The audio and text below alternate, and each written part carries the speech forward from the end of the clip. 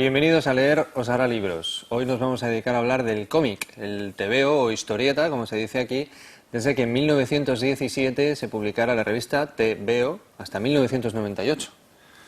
Y así quedó para nosotros siempre la palabra tebeo, que luego fue engullida, canibalizada casi por cómic y después por fanzine también. Y novela gráfica, que es lo que ha puesto de moda otra vez el género. Gracias a los superhéroes y a otras tan famosas como Persépolis, Adjani, por ejemplo, volvemos a leer todos historias en dibujitos. Creo que la poesía se caracteriza por focalizar y amplificar uno de los elementos del lenguaje, por ejemplo, la tipografía o la significación sonora. En este caso no hemos venido a hablar de poesía, sino de cómic. El tebeo, esa nueva forma de comunicación y de expresión, en Emigrantes se convierte únicamente en imagen. Prescindiendo del texto, haya una forma de narración solo a través de la imagen. Vamos a verlo. Podía haber elegido el Capitán Trueno o Jabato, hazañas bélicas, algún tebeo o los grandes héroes, pero he elegido para ilustrar el cómic esta maravilla. Príncipe Valiente. No es muy habitual, pero es sensacional, os lo juro. En mi opinión, el cómic nace de la necesidad de expresión y lo primero que se nos ocurre es utilizar imágenes, evidentemente, ¿no? Yo creo que el bocadillo y todas las convenciones de las viñetas vienen posteriormente. Probablemente el primer cómic pueda ser Altamira, porque no hace más que contarnos, no todavía con viñetas, pero sí nos está narrando la caza, en fases, ¿verdad?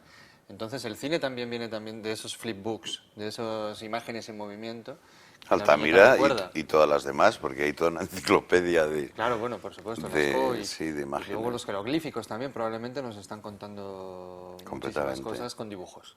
Pero bueno, en tu época arcaica había también cómic, ¿verdad?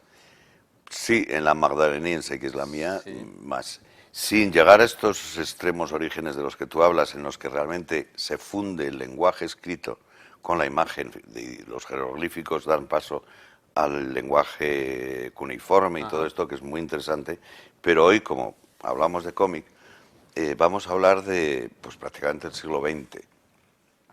Pero acuérdate ya de los pliegos de cordel, de aquellos rollos que llevaban los ciegos y que cantaban a la puerta de las iglesias, o no tan ciegos, los juglares. Sí, además eran muy similares al cómic porque eso sí llevaba viñetas, ¿no? Claro, y además lo seguían con un puntero, como la gente no sabía leer, y estaban los versos debajo de cada dibujo. Supongo que has visto alguno. Sí. A veces tienen hasta 30 y tantos dibujos, iban con un puntero, incluso el ciego, que ya conocía el sitio, lo apuntaba con el puntero. Así es. ¿Y tú qué tebeo solías leer, Ignacio? Pues mira, un poco de todo, porque leía Jabato, leía Capitán Trueno, claro, pero y hazañas bélicas, no se nos olvide. Hazañas bélicas. Pero sobre todo... ¿Te acuerdas de novelas ilustradas también? Que eran grandes novelas, pero en cómic. Sí. Pero a mí el que más me gustó siempre fue El Príncipe Valiente. Se reían mucho mis hermanos porque todos leían lo demás y esto era el único que lo leía. ¿Por qué? Pues porque el personaje es fantástico, pues los dibujos son buenísimos, tiene una historia sentimental, emocional muy fuerte y sigue en el tiempo. Él crece, se enamora, se casa con esta espléndida princesa de Thule, Aleta. Y entonces cada entrega también iba siguiendo su vida, no como en los superhéroes un poco más tarde, que son aventuras aisladas, ¿no? Y hablando de superhéroes, ¿cuál es tu favorito? Pues sin duda Peter Parker, Spider-Man. Me gustaba mucho su personalidad y el mundo que le rodeaba, ¿no? De la tía May, de... Sí, es como muy costumbrista realmente, ¿no? Sí. Le da mucha importancia, le da mucha cabida a la vida cotidiana. Sí, lo que más me gustaba era la vida cotidiana en él, sin duda. Pero en realidad, fíjate, a mí los que me han gustado sobre todo son los de los 70. Aquella eclosión, ¿no? De Corto Maltés, todos aquellos, porque igual que bueno, es muy bonito y yo lloraba con él, o el Jabato también tenía mucho interés, o muchos más, pero los buenos, los verdaderamente encuentro, ¿no? Pues sobre todo Corto Maltés y cosas así. Sí, Hugo Pratt, Milo Manara, realmente en los 70 y en los 80 surgen muchas revistas también dedicadas al cómic, ¿no? Como Víbora, Cimoc, todo aquello. Cimoc que luego se pone de moda incluso el cómic erótico. que Sí, todos sí, hemos sí, conocido, sí, sí. La Judía Verde y todo esto. Esos fanzines siguen todavía funcionando, o esas revistas, ¿no?, en las que se invita a diferentes autores a colaborar. Por ejemplo, el fanzine Fetiche, que se edita en Alicante. Mira qué portada más bonita. Se dedica a recopilar la obra de muchísimos autores, lo editan a todo color y, bueno, van por un montón de números.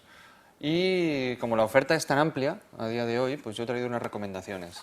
Emigrantes, por ejemplo, ha tenido muchísimo éxito, es una obra de Soundtan, ha recibido muchos premios y lo edita Bárbara Fiore, con el cuidado con el que se suelen editar estos álbumes ilustrados, ¿no? La característica principal es que no tiene texto, carece de bocadillos, porque te narra la historia de un emigrante que llega a una ciudad extraña y entonces el autor dice que trata de reflejar esa extrañeza en un entorno hostil a través de la ausencia de texto. Claro, él no entiende, nosotros tampoco vamos a entender O sea, que es lo una que nos inmersión dice. en Un clima, ¿no? y en la Realmente, mente claro, es del... muy cinematográfico. Un TVO clásico es El Incal, con guión de Alejandro Jodorowsky, el psicomago chileno, y dibujo de Moebius. Ellos planearon hacer Dune, aunque al final lo hizo David Lynch, pero los planos originales son de Jodorowsky, las ideas originales son de Jodorowsky y de Moebius.